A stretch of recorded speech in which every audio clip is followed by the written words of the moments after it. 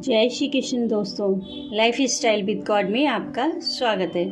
दोस्तों, आज हम कार्तिक मास के कृष्ण पक्ष की रमा एकादशी का महात्म सुनेंगे। युधिष्ठिर ने पूछा, जनार्दन, मुझ पर आपका स्नेह है, अतः कृपा करके ये बताइए कि कार्तिक के कृष्ण पक्ष में कौन सी एकादशी होती है।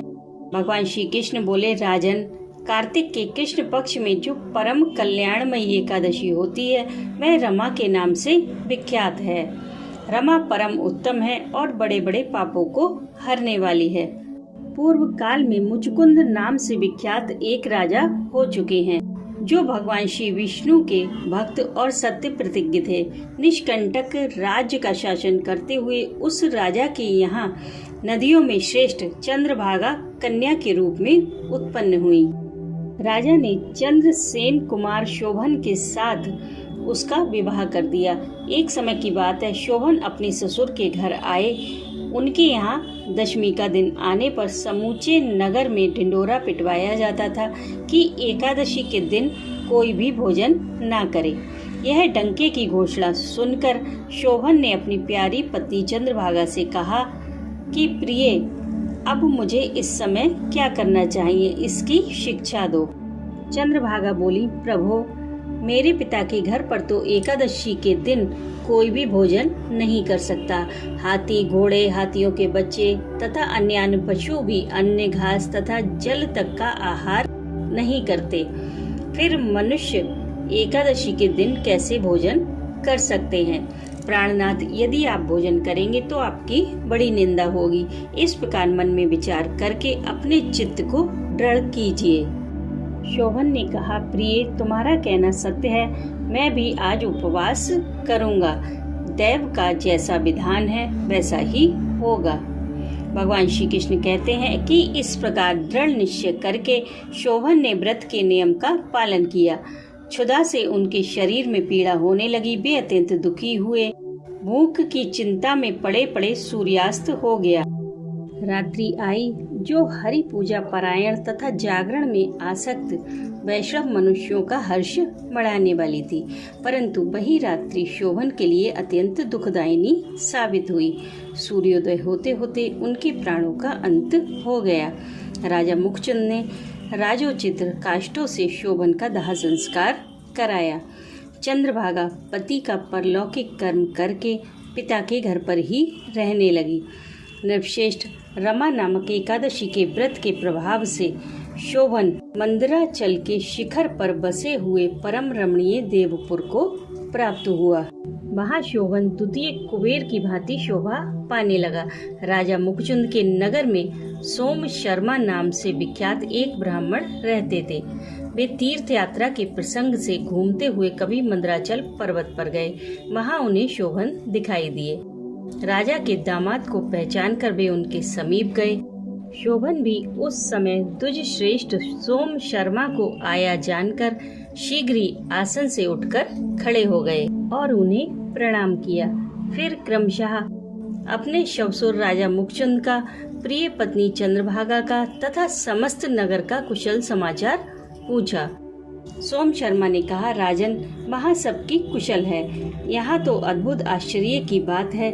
ऐसा सुंदर और विचित्र नगर तो किसी ने भी नहीं देखा होगा। बताओ तो सही, तुम्हें इस नगर की प्राप्ति कैसे हुई? शोभन बोले, द्विजेंद्र, कार्तिक के कृष्ण पक्ष में जो रमा नाम की एकादशी होती है, उसी का व्रत करने से मुझे ऐसे नगर की प्राप्ति हुई है। ब्राह्मण, मैंने श्रद्धाहीन होकर इस उत्तम व्रत का अनुष्ठान किया था, इसलिए मैं ऐसा मानता हूँ कि यह नगर सदा स्थिर रहने वाला नहीं है। आप राजा मुखचुंद की सुंदरी कन्या चंद्रभागा से यह सारा वृतांत कहिएगा। शोभन की बात सुनकर सोम शर्मा ब्राह्मण मुखचुंदपुर में गए और वहाँ चंद्रभागा के सामने उन्होंने सारा वृतांत कह सुनाया। सोम शर्मा बोले, शुभे, मैंने तुम्हारे पति को प्रत्यक्ष देखा है तथा इंद्रपुरी के समान उनके दुर्धर्ष नगर का भी अवलोकन किया है। वे उसे अस्थिर बतलाते थे, तुम उसको स्थिर बनाओ। चंद्रभागा ने कहा, ब्रह्मऋषि, मेरे मन में पति के दर्शन की लालसा लगी हुई है। आप मुझे वहाँ ले चलिए, मैं अपने व्रत के पुण्य से उस नगर को स्थिर बनाऊंगी। भगवान श्री कृष्ण कहते हैं कि राजन, चंद्रभागा की बात सुनकर सोम शर्मा उसे अपने साथ लेकर मंदराचल पर्वत के निकट वामदेव मुनि के आश्रम पर गए। वहाँ ऋषि के मंत्र की शक्ति तथा एकादशी व्रत के सेवन के प्रभाव से चंद्रभागा का शरीर दिव्य हो गया तथा उसने दिव्य गति प्राप्त कर ली। इसके बाद वह पति के समीप गई। उस समय उसके नेत्र हर्षोल्लास से खिल रहे थे। अपनी प्रिय पत्नी को आई देख शोभन को भी बड़ी प्रसन्नता हुई। उन्होंने उसे बुलाकर अपने वाम भाग में सिंहासन पर बिठाया। तदनंतर चंद्रभागा ने हर्ष में भरकर अपने प्रियतम से यह प्रिय वचन कहे। नाथ, मैं हित की बात कहती हूँ, सुनिए। पिता के घर में रहते समय जब मेरी अवस्था 8 वर्ष से अधिक हो गई, तभी से लेकर आज तक मैंने जो एकादशी के व्रत किए हैं और उनसे मेरे भीतर जो पुण्य संचित हुआ है, उसके प्रभाव से यह नगर कल्प के अंत तक स्थिर रहेगा तथा सब प्रकार के मनोवांछित वैभव से समृद्धशाली होगा। नृपश्रेष्ठ, इस प्रकार रमा व्रत के प्रभाव से चंद्रभागा दिव्य भोग, दिव्य रूप और दिव्य आभरणों से विभूषित हो अपने पति के साथ मंदराचल के शिखर पर विहार करती है। राजन, मैंने तुम्हारे समक्ष रमा नामक एकादशी का वर्णन किया है। यह चिंतामणि तथा कामधेनु के समान सब मनोरथों को पूर्ण करने वाली है। मैंने दोनों पक्षों के एकादशी व्रतों का पापनाशक महात्म बताया है। जैसी कृष्ण पक्ष की एकादशी है, वैसी ही शुक्ल पक्ष की भी है। उनमें भेद नहीं करना चाहिए।